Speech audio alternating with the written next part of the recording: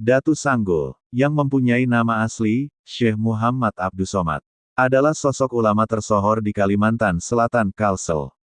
Beliau melanglang buana ke berbagai penjuru Nusantara untuk menuntut ilmu. Sehingga pada suatu ketika dia bermimpi agar menuntut ilmu kepada Datu Suban yang bermukim di Tatakan, Kalimantan Selatan. Datu Sanggul merupakan salah satu murid Datu Suban seperti yang dikisahkan di video sebelumnya.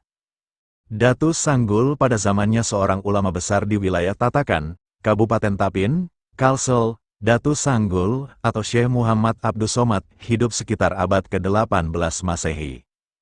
Konon, Muhammad Abdus Somad berasal dari Palembang, Sumatera Selatan, Sumsel, sehingga ada yang menyebut dia dengan sebutan Syekh Abdus Samad Al-Palembangi. Dikisahkan, setelah mendapat restu dari sang ibunya, dia berlayar ke Kalsel melalui Selat Bangka Belitung dan kota Banjarmasin hingga tiba di Kampung Muning. Setibanya di pantai Munggu Tayu Tiwadak, Gumpa, Rantau Tapin pada 1750, sehingga beliau berguru ke Datu Suban. Ada juga yang meriwayatkan jika beliau adalah keturunan Dayak Bakumpai dari ibu yang bernama Samayah binti Sumandi. Samayah binti Sumandi dinikahi anak Syekh Muhammad Arsyad Al-Banjari yang bernama Mufti Jamaluddin. Setelah berguru ke beberapa ulama harismatik, beliau kemudian berguru ke Datu Suban di Tapin. Datu Sanggul adalah satu-satunya murid yang dipercaya oleh Datu Suban untuk menerima kitab yang terkenal dengan sebutan Kitab Barencong. Beliau adalah satu-satunya murid yang dipercaya oleh Datu Suban untuk menerima kitab yang terkenal dengan sebutan Kitab Barencong. Untuk isi Kitab Barencong Datu Sanggul, klik tautan di atas, atau lihat tautan linknya di deskripsi. Berkat mengamalkan ilmu yang dia peroleh baik dari guru ataupun dari Kitab Barencong, Datu Sanggul mendapatkan karomah dari Allah Subhanahu wa Ta'ala. Salah satu karomah beliau diantaranya kalau salat Jumat selalu di Masjidil Al-Haram, Mekah.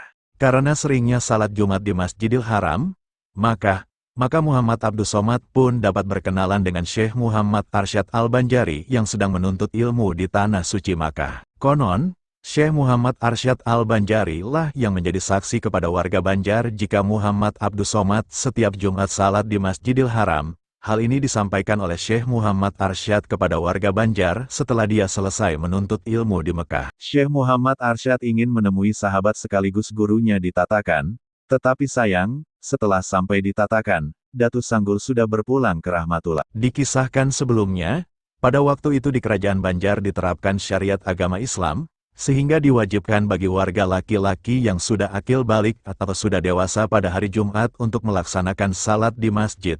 Jika tidak melaksanakan kewajiban tersebut akan didenda.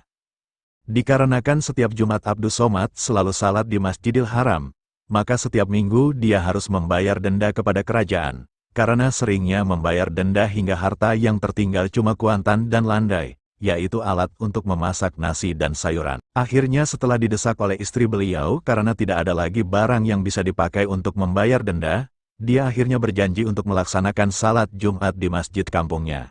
Di sini terlihat salah satu karomah Abdus Somad yang diberikan Allah Ta'ala kepada beliau, adalah di mana saat menceburkan diri ke air sungai untuk berwudu namun badannya tidak basah kecuali yang wajib wudu, yang lainnya seperti baju, sarung dan sajadah tidak basah. Sejak terbongkar kewalian beliau ini orang-orang tidak berani lagi macam-macam dengan Abdus Somad dan denda tidak diberlakukan lagi terhadapnya. Adapun penamaan Datu Sanggul, salah satu riwayat menceritakan karena ketekunannya dalam mentaati perintah gurunya dalam halwat khusus yang sama artinya dengan menyanggul atau menunggu turunnya ilmu dari Allah Subhanahu wa Ta'ala. Ada juga yang mengisahkan, beliau sering menyanggul, bahasa lokal, atau menghadang pasukan tentara Belanda di perbatasan Kampung Muning, sehingga tentara Belanda pun kocar-kacir dibuatnya. Sedangkan versi lainnya, menyebutkan, gelar Datu Sanggul itu diberikan karena kegemaran dia menyanggul, berburu, binatang rusa dengan menggunakan sumpit.